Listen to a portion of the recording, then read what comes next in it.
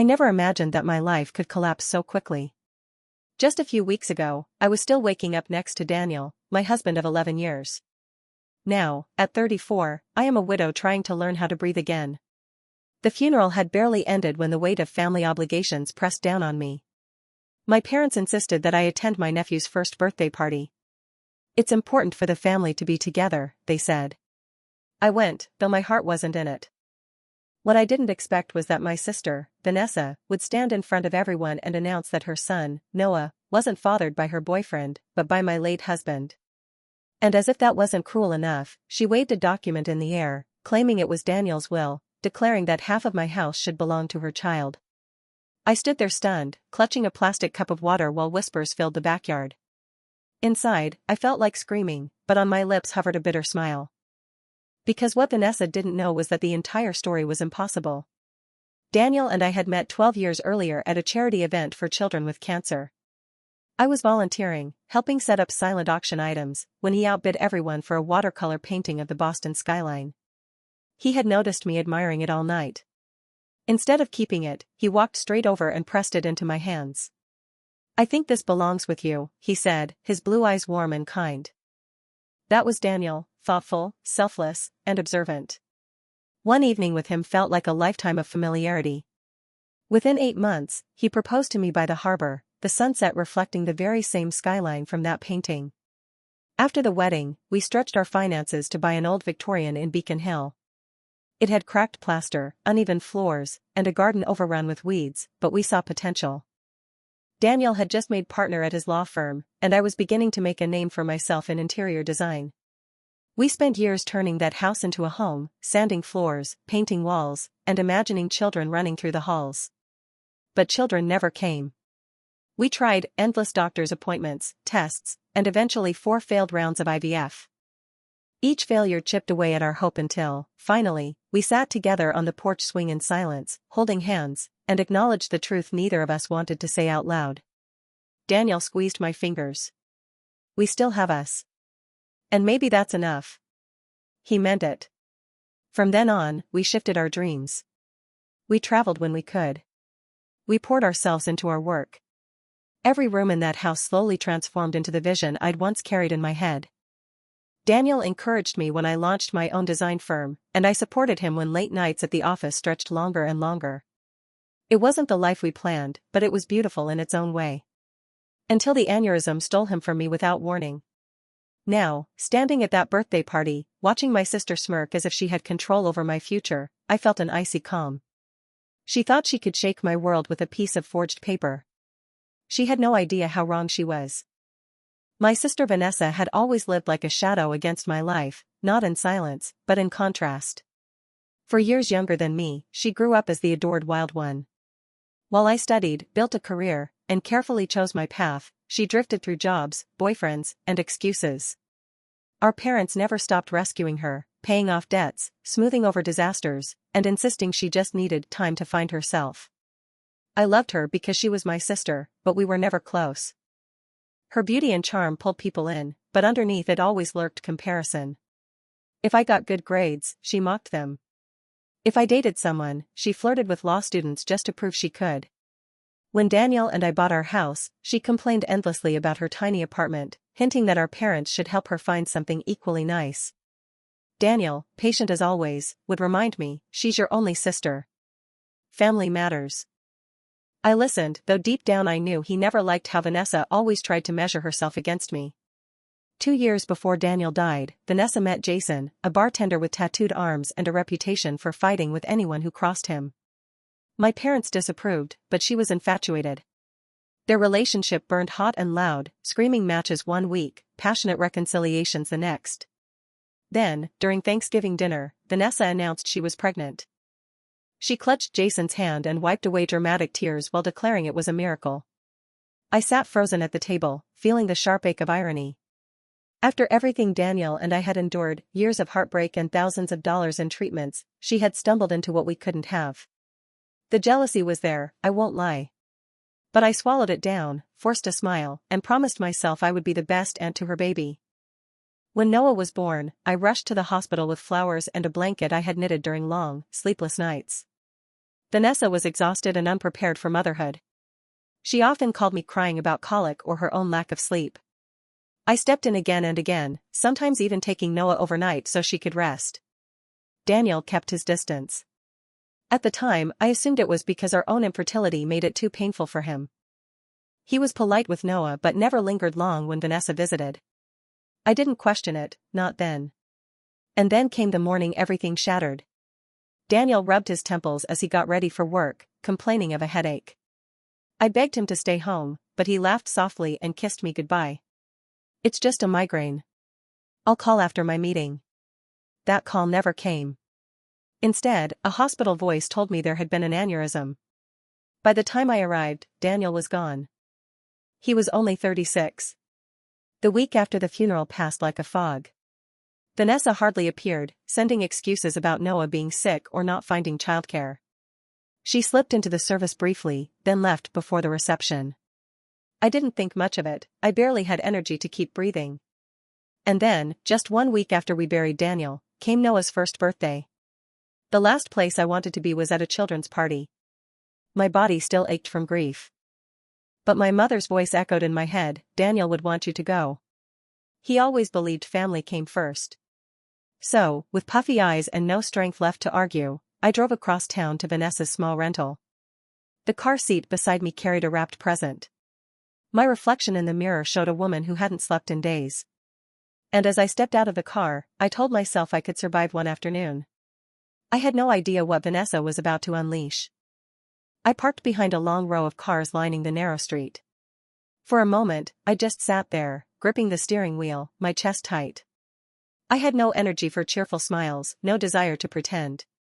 Still, I picked up the wrapped present from the passenger seat, forced a breath, and walked toward the door. It was Rachel, one of Vanessa's friends, who opened it. Her expression flickered with discomfort when she saw me. "Emily, you came," she said, almost as if she hadn't expected me. She stepped aside quickly. "Everyone's out back." Inside, the small rental looked like it had been dressed up for a magazine spread on budget parties, dollar store balloons, paper streamers, and a crooked banner that read "Happy First Birthday, Noah." A few strangers whispered near the kitchen, their eyes cutting toward me before they fell silent. In the backyard, clusters of guests chatted with plastic cups in hand. My parents sat at a picnic table, looking as out of place as I felt. My father stood the moment he spotted me, relief written all over his face. "Emily, sweetheart," he said, hugging me tight. "We weren't sure you'd come." "Of course," I murmured, setting the gift down on a table covered in wrapping paper scraps. "Where's the birthday boy?"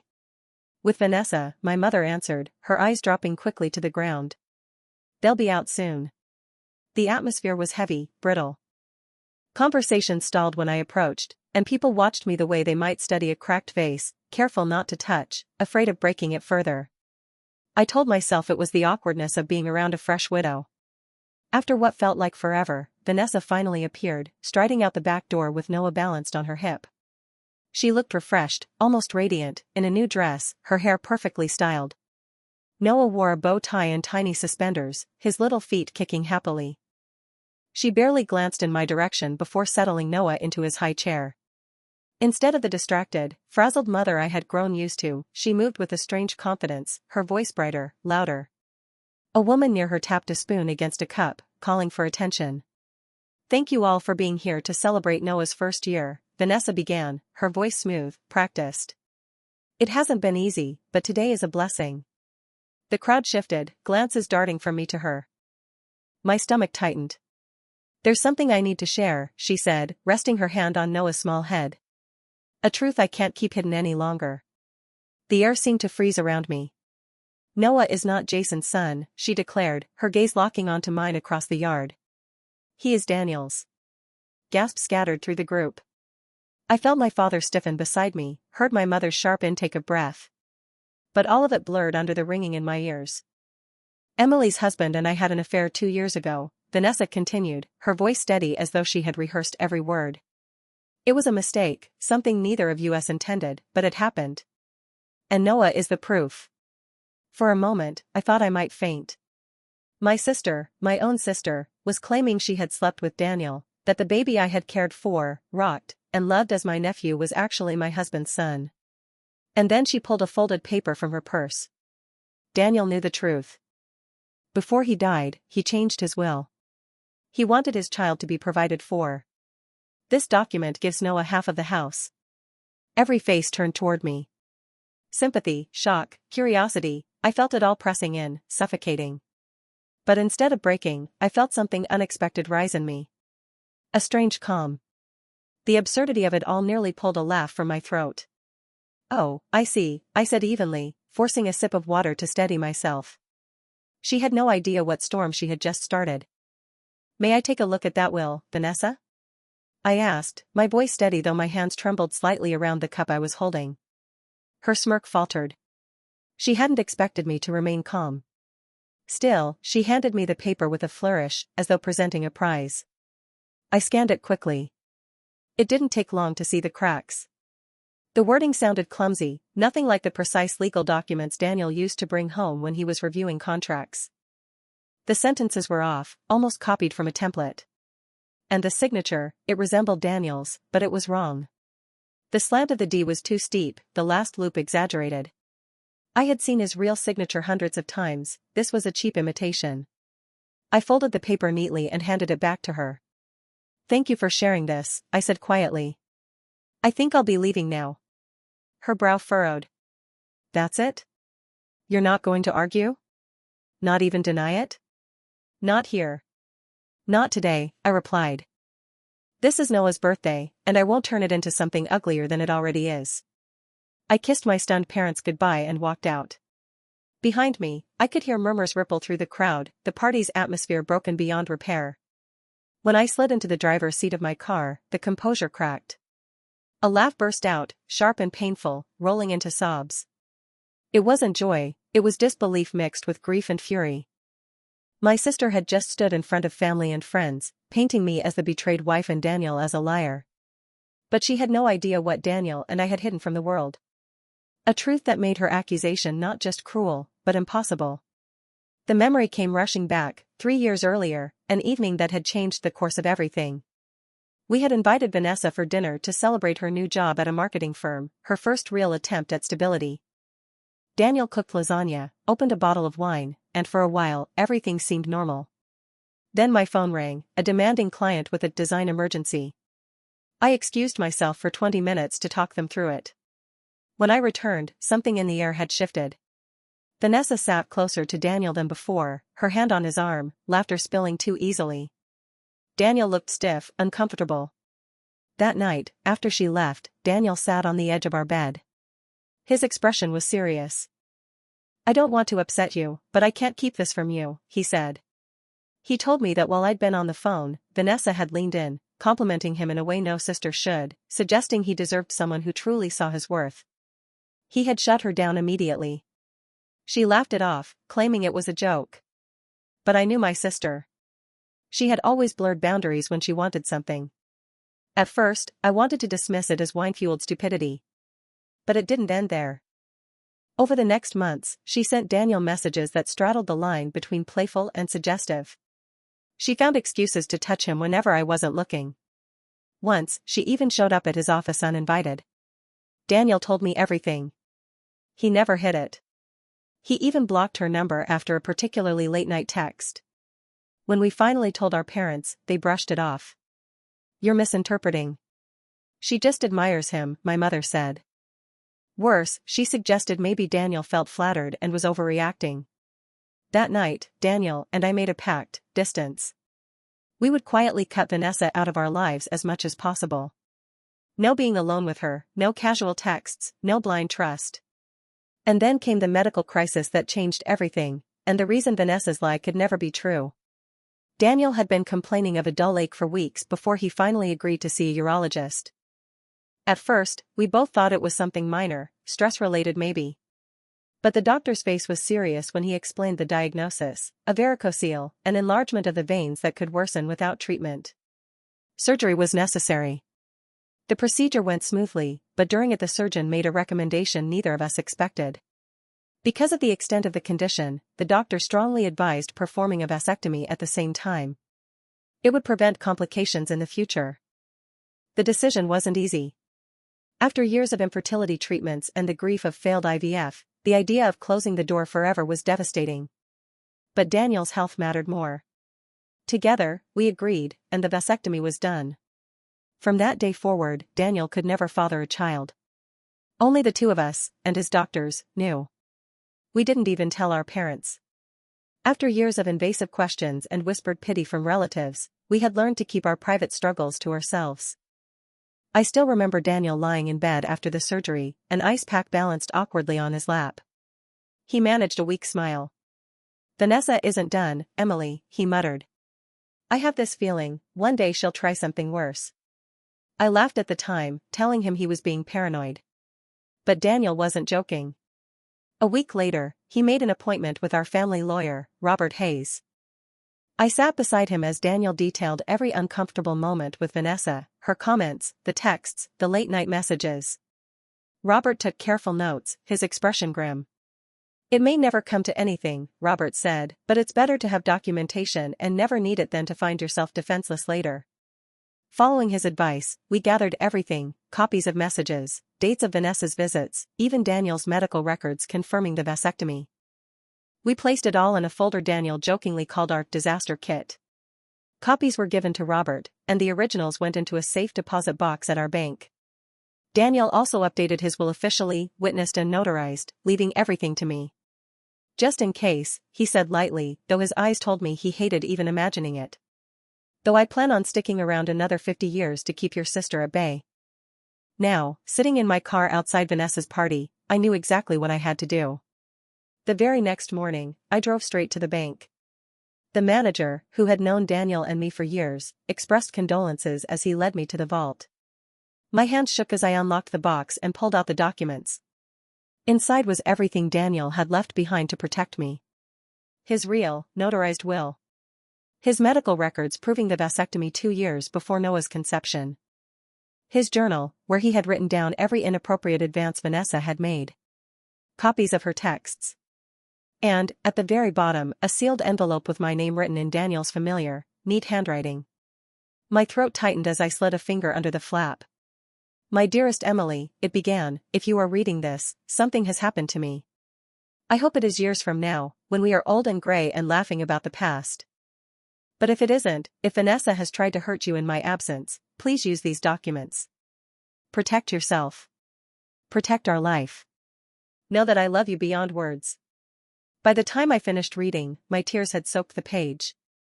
Even in death, Daniel had found a way to shield me. And for the first time since he died, I didn't feel entirely alone. The following afternoon, I sat across from Robert Hayes in his office, a dignified brownstone lined with shelves of leather-bound law books. He had been Daniel's mentor when he first started out as a young attorney, and their friendship had lasted even after Daniel moved to a different firm. Robert listened carefully as I recounted what had happened at Noah's party. I laid the forged will on his desk, the ink still fresh from Vanessa's purse. He adjusted his glasses, reading in silence. "This is sloppy," he finally said, shaking his head. "An amateur forgery. The phrasing doesn't hold up legally, and the signature wouldn't fool an expert for a second. But the fact that your sister created this at all, that's troubling." I then placed Daniel's true will on the desk, followed by the medical records, the copies of messages, and his handwritten journal. One by one, Robert examined them, his expression grim but unsurprised. "Daniel was nothing if not thorough," he said softly. "These medical records alone dismantle her claim. A vasectomy 2 years before Noah's conception makes her story biologically impossible. So what do I do?" I asked, my voice low. "I don't want a public war. But I can't let her steal from me either." Robert leaned back in his chair, steepling his fingers. "We have options. You could press criminal charges, fraud and forgery, both serious. But that would likely end in jail time for Vanessa. Or," he paused, studying my face, "we can handle this quietly. Confront her privately, armed with proof, and negotiate a resolution that protects you without destroying what remains of your family." I nodded, though my heart was heavy. Family. That word had lost its warmth. Robert then made another suggestion.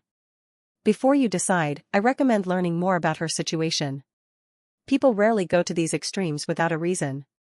I know someone who can help, a private investigator I've worked with for years." discreet, reliable. That's how I met Mark Sullivan, a former detective with sharp eyes and a clipped Boston accent. He arrived at Robert's office within the hour, notebook already open. He listened intently as I explained, asking precise questions: Vanessa's finances, her relationship with Jason, her day-to-day life. The truth was, I didn't know much. My sister had been drifting further from me since Noah's birth. Calls were rare, visits even rarer, and when they did happen, she always seemed distracted. "I'll need a few days," Mark said finally, closing his notebook. "My focus will be on her financial records and the man she claims as Noah's father. If she's desperate enough to forge a will, there's more beneath the surface." I agreed, though a cold unease settled over me. The thought of someone digging into my sister's life felt invasive, but at the same time, hadn't she already crossed a line far worse? For the first time since Daniel's death, I felt like I had a shield. Between Robert's steady presence and Mark's sharp efficiency, I wasn't alone in this fight. Still, that night, as I sat in my empty house, Daniel's handwriting spread across the table, I whispered into the silence. "You were right, Daniel. You always saw her coming. And you still found a way to protect me." I clutched his letter to my chest, wishing more than anything that he could answer back. 3 days later, Mark Sullivan called. His voice was brisk but careful. "Emily, I think you'd better come into Robert's office. We've uncovered some things." When I arrived, both men were seated at the long mahogany conference table, papers spread out before them. Robert gestured for me to sit, while Mark slid a folder in my direction. "Your sister is in deep trouble," he began without preamble. "She's carrying more than $75,000 in debt. Credit cards maxed, personal loans, unpaid medical bills for Noah. Her credit is wrecked. On top of that, her landlord has already filed eviction papers. She has until the end of the month to pay 4 months of back rent or she's out." The words hit like blows. I opened the folder and scanned the documents: bank statements, overdue notices, a copy of the eviction filing. My chest tightened. "And Jason?" I asked. Mark shook his head. "Gone. He left shortly after Noah was born, moved across the country with another woman. He sends barely $200 a month in child support, when he bothers to at all. From what I found, he also has a history of violence. Old charges for domestic disputes, and a warrant for unpaid support for another child in New Hampshire. He's not someone you want near Noah." My hands trembled as I closed the folder. The picture was clear now. Vanessa wasn't just reckless, she was desperate. "There's more," Mark continued. He pulled out printed text messages between Vanessa and Rachel, the same friend who had opened the door for me at the party. The words burned into me as I read. "Daniel's death is terrible, but maybe this is my chance. That house is worth a fortune now. If I play this right, Noah and I will finally be secure." My friend Dave mocked up a will. He's good with Photoshop. Found Daniel's signature online. Looks real enough. Emily won't question it, she never sees me coming. I felt physically ill. To Vanessa, my grief wasn't sacred, it was an opportunity. She had planned to rob me, tarnish Daniel's memory, and do it all while smiling in front of our parents. Silence stretched across the room until Robert spoke softly. "Emily, you have enough here to destroy her in court. Fraud, forgery, attempted theft. Any judge would side with you." But my voice cracked when I answered.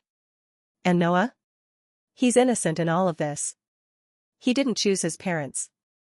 I can't let him suffer because of Vanessa's lies." Robert's eyes softened, but his tone was firm. "Compassion doesn't mean surrendering your safety. There are ways to protect yourself and still make sure Noah is cared for." That night, I couldn't sleep. I lay awake, staring at Daniel's side of the bed, imagining what he would have said. He would have wanted me to stand firm, but also to protect the child. He had always been the one to remind me that compassion and strength could coexist. By morning, I had made my decision. Vanessa wasn't going to steal from me. But she wasn't going to lose everything either. The confrontation would happen, on my terms. The decision weighed on me for days, but eventually I knew I couldn't keep avoiding it. Vanessa had to be confronted, and it had to be on my terms. With Robert's guidance, I arranged everything. I gathered the documents from the safe deposit box, organized them into neat piles, and placed a small recorder on the coffee table. Massachusetts requires two-party consent, Robert had warned me, so ask her directly before you begin. Make it clear this is for accuracy, not hostility. At precisely 2 o'clock, the doorbell rang. Vanessa stood on the porch, polished in a new blouse, her confidence radiating as though she had already won. "Come in," I said evenly, leading her to the living room where 2 chairs faced one another. On the table sat the recorder, a pitcher of water, and a folder thick with documents. Vanessa's eyes narrowed. "You're taking this very seriously." "I am," I answered. "I hope you don't mind if I record this conversation. It's better to have a record of what's said so there are no misunderstandings." She hesitated, but only for a moment. "Fine. I don't care. The will speaks for itself anyway." I pressed the button and stated the date, time, and both our names. Then I asked her to explain, in her own words, what she believed had happened between her and Daniel. Vanessa launched into her story without blinking. She described a supposed affair 2 years earlier, how she and Daniel had met secretly in a downtown hotel, how he had confessed unhappiness in our marriage, how Noah had been conceived in those encounters. Her tone was smooth, almost theatrical, as if she had rehearsed it in front of a mirror.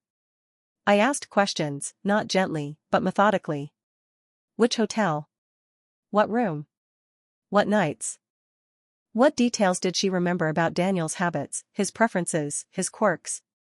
The more I pressed, the shakier her answers became. She stumbled, contradicted herself, and grew irritated. "Why does any of this matter?" she snapped. "The point is Noah is Daniel's son. And the will proves he wanted to provide for him." I let the silence stretch for a moment before I opened the folder. "Actually," I said softly, sliding a stack of papers across the table, "both of those claims are lies. And I can prove it." On top lay the medical records, Daniel's vasectomy, dated 2 years before Noah's conception. I watched the color drain from her face as she scanned the clinical terms. "These could be faked," she whispered, though her voice wavered. "They aren't," I said. "And Daniel's doctor will testify to that. Which means it was physically impossible for Daniel to father Noah." Next came the notarized will, signed and filed legally with witnesses. Every word left everything to me, with no mention of Noah. "This is Daniel's true will. The paper you paraded at Noah's birthday party? A forgery. A felony, Vanessa. Punishable by prison time." Her lips parted, but no sound came. I didn't stop. I laid out Daniel's journal entries describing her advances, the copies of her late-night texts, the printed conversations between her and Rachel about the fake will. And finally, Mark's report, her debts, her eviction notice, Jason's abandonment. "We know everything," I said. "Every last detail." The room fell silent. Vanessa's bravado had shattered. And for the first time in years, I saw not the arrogant sister who thrived on competition, but a woman cornered by her own lies. Vanessa sat frozen, the mask of confidence she had worn for years slipping away. Her hands trembled as she held the medical records, her lips moving silently as if she could will the words into something else. They could be forged," she muttered weakly. "They aren't," I replied, my tone calm but unyielding. "Daniel's doctor will testify. And the court will recognize his official will, not the amateur piece of paper you tried to pass off." Her eyes darted to the stack of evidence spread across the table, the notarized documents, Daniel's journal, the messages she thought would never see daylight. I could see the fight drain out of her. Finally, she broke. Tears spilled down her face, not the performative ones she often used to manipulate our parents, but raw sobs that shook her shoulders. "I didn't know what else to do," she choked out. "I'm drowning, Emily. The bills keep piling up. Jason left me with nothing. We're about to be evicted. I thought if I could just get part of the house." Her words dissolved into crying. For a moment, I simply watched her. Anger roared inside me, anger for Daniel's memory, for the humiliation she had tried to paint me with, for the cruel ease with which she had twisted the story of our marriage. "So your solution was to destroy Daniel's reputation? To tell the world he cheated on me while I grieved?" My voice was sharp, unforgiving. "I was desperate," she shouted back through her tears. "You have everything, Emily. The big house, the career, respect. What do I have? A child with a heart condition, 75,000 in debt, no partner, and no way out. You try living like that and see what decisions you'd make." Her words stung, but not the way she thought. Beneath the jealousy and anger, I glimpsed something I hadn't seen in Vanessa before, the truth. She was broken, cornered, terrified. "So Noah is Jason's son, isn't he?" I asked quietly. She sniffled, nodding. "Yes. Daniel never touched me. I tried once, years ago, but he pushed me away. He was annoyingly loyal to you." "And the will?" "A fake," she whispered. "My friend Dave put it together. He thought it would be convincing enough. I just wanted to pressure you into giving me something." I leaned back, pressing stop on the recorder. The room filled with the mechanical click of finality. "What you did was illegal, Vanessa," I said, my voice steady again. "Fraud. Forgery. You could go to prison." She looked at me, eyes swollen, waiting for me to finish the thought. "But I won't press charges, if you do exactly as I say. You will confess the truth. You will admit publicly that Daniel was never involved with you, that Noah is Jason's son, and that you forged the will. You will apologize, not just to me, but to our parents, and to Daniel's memory." Her breath hitched. "And then what?" "I'll still be broke. We'll still be homeless. Then," I said firmly, "I will help you. Not by giving you half my house, but by setting up a trust for Noah's medical care and education. I'll help you find stable housing. But there will be conditions, therapy, financial counseling, steady work. And I will be part of Noah's life. If you violate any of this, the support ends." She stared at me, stunned. "Why would you do that after what I've done?" "Not for you," I said. "For Noah. And because Daniel would have wanted me to protect his nephew, even if his mother betrayed us both." The family dinner was tense from the moment it began. My parents arrived first, my mother carrying her signature lasagna as if a casserole could glue us back together. "I don't know why you insisted on this meeting," she muttered while setting the dish on my counter. "Vanessa's been calling in tears, saying you're forcing her into some kind of trial." "Just wait," I said calmly, pouring her a glass of wine. "This needs to be said with everyone present." By 7 o'clock, we were all seated around my dining table. My parents. Vanessa. Me. Noah was with a sitter. The small recorder sat in the middle of the table, red light blinking. I cleared my throat. "Thank you for coming. Tonight, Vanessa has something she needs to tell you." My sister sat pale and small, her usual bravado gone. She stared down at her hands. "I lied," she whispered. "Noah isn't Daniel's son. Daniel and I never had an affair. I forged the will I showed at the birthday party." The silence that followed was crushing. "Why would you do something so vile?" my father demanded, his voice shaking. "Do you realize what this did to your sister? To Daniel's memory?" Through tears, Vanessa explained. The debts. The eviction. Jason abandoning her. How she thought half my house could be her salvation. My mother's eyes softened, sympathy overtaking fury. "Oh, honey, why didn't you just come to us? We would have helped you." "Would you have given me $400,000?